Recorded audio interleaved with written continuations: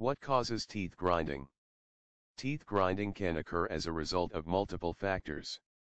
The most common causes include anxiety. Individuals facing stress and anxiety have a higher probability of developing this condition. Medications. In certain cases, teeth grinding is a side effect of prescription medicines like antidepressants.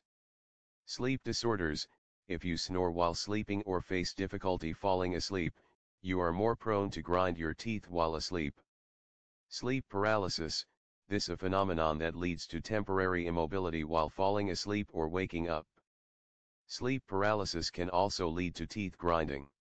Smoking and drinking. Tobacco use and drinking alcohol are some other factors that prompt teeth grinding. Caffeine. Caffeinated drinks like tea and coffee can also increase chances of bruxism. Since teeth grinding usually occurs during one's sleep, it may go unnoticed until its symptoms begin to surface. Signs and symptoms of teeth grinding.